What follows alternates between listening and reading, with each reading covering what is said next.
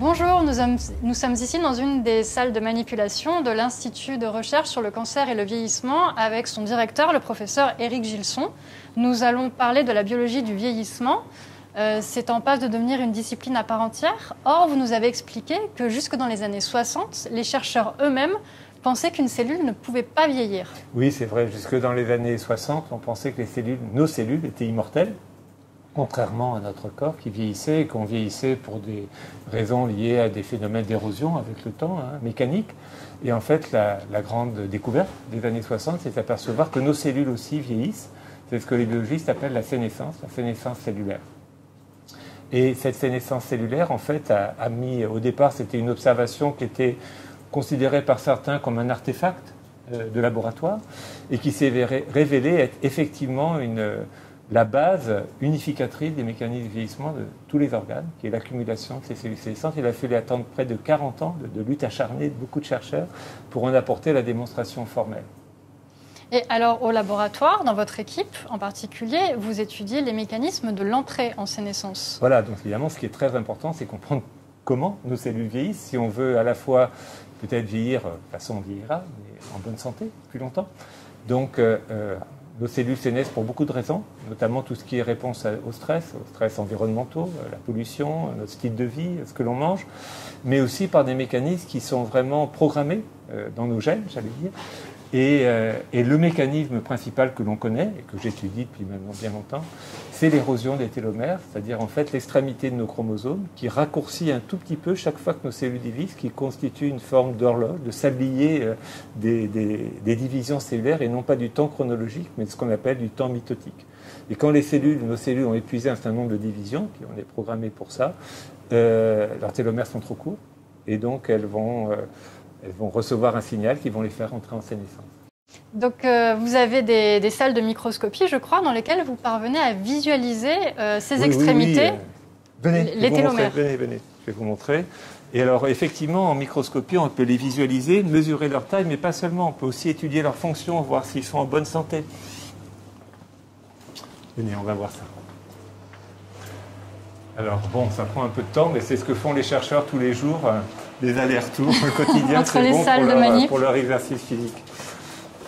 Donc voilà, on y est. Donc là, c'est vraiment l'antre de la microscopie, c'est notre plateforme d'imagerie. On a un microscope extrêmement performant. Vous voyez Aaron Mendez, voilà, c'est un chercheur de mon équipe qui passe sa journée à regarder les télomères et à mesurer leur taille et à mesurer surtout s'ils sont en bonne santé. Là, Aaron, on voit plein de points rouges sur cette image. Qu'est-ce que c'est? Exactement, ce sont les télomères. Ce que je regarde maintenant, c'est les dommages télomériques. Donc, j'utilise une sonde fluorescente pour regarder les télomères et après une protéine de dommage. Donc c'est une protéine spécifique qui va venir quand il y a un dommage sur le télomère. Exactement. Et ça vous permet de trier, donc de sélectionner les cellules qui sont intéressantes pour vous parce qu'elles sont sénescentes. Voilà, ça nous permet de les quantifier dans différentes situations expérimentales, soit des cellules que l'on cultive nous-mêmes, soit des cellules qu'on extrait des patients, par exemple. On peut compter effectivement le nombre de télomères malades et donc voir si les télomères peuvent jouer un rôle dans cette pathologie ou pas, et donc éventuellement imaginer, d'abord comprendre les mécanismes, et imaginer des interventions sur ces télomères. D'accord. Et il y a un autre niveau d'observation qui peut se faire? Oui, on va voir le super microscope à force atomique, qui est vraiment très différent dans son principe, vous allez voir, mais qui nous permet d'aller beaucoup plus petit dans l'analyse des télomères, puisque là, on va être à l'échelle nanométrique, alors que là, on était à l'échelle du micron. D'accord. Bon, alors là, je vais vous montrer des choses qui sont très secrètes, parce qu'on ne les a encore montrées à personne. C'est vraiment les premières images qu'on a pu obtenir vraiment de la topographie des télomères. D'accord. Donc, c'est une microscopie qui s'appelle microscopie à force atomique, grâce à laquelle on peut étudier à la fois la topographie des échantillons au niveau nanométrique, mais aussi toutes les propriétés mécaniques des échantillons qui sont liées au cancer, aux pathologies, mais aussi au vieillissement. Donc, c'est pour cette raison que je suis là. Et cette partie-là et celle-là, c'est les microscopes à force atomique. Donc, voilà. On peut faire ça. Et je vous montre. Ici, c'est la pointe qui fait les scans, qui se balade sur les microscopes et sur l'échantillon, désolé, et récupère toutes les informations de l'échantillon, de la surface de l'échantillon.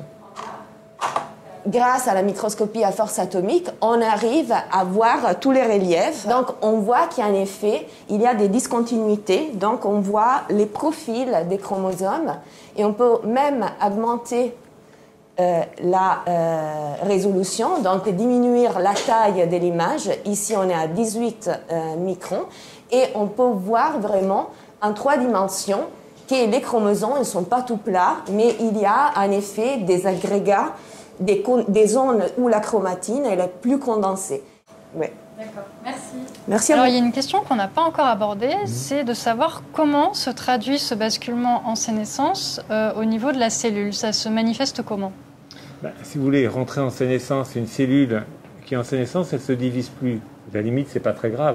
Le problème, c'est qu'elle acquiert trop de nouvelles propriétés, et notamment, elle va se transformer en mini-usine pour créer une inflammation. Donc l'usine va sécréter des facteurs pro-inflammatoires, et ça en soi aussi, c'est pas grave. Le problème, c'est que c'est permanent. Donc en fait, on va créer une inflammation, ce qu'on appelle une inflammation stérile, parce qu'il n'y a pas d'infection de bactéries ou de virus. Mais cette inflammation peut, dans certaines circonstances, être dommageable pour l'organe, finalement. Et est-ce qu'il y a des contextes, par exemple, comme l'autre thématique de l'Institut, c'est la recherche sur le cancer. Est-ce que, par exemple, l'entrée en sénescence des cellules, c'est aussi un mécanisme qui peut être protecteur? Tout à fait, vous avez tout à fait raison.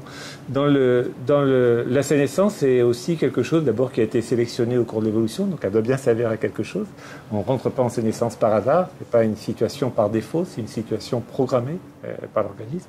Et donc notamment, on ne sait pas tout, mais notamment pour nous protéger du cancer. Par exemple, nos grains de beauté, ce sont des cellules, ce qu'on appelle des mélanocytes, qui sont sénescents et qui nous empêchent de développer plus tard des cancers. Parfois, il y a un échappement, malheureusement, mais la fonction première, si vous voulez, c'est vraiment de nous protéger contre l'apparition des cancers. Eh bien, merci beaucoup, Je vous en Éric prie. Gilson.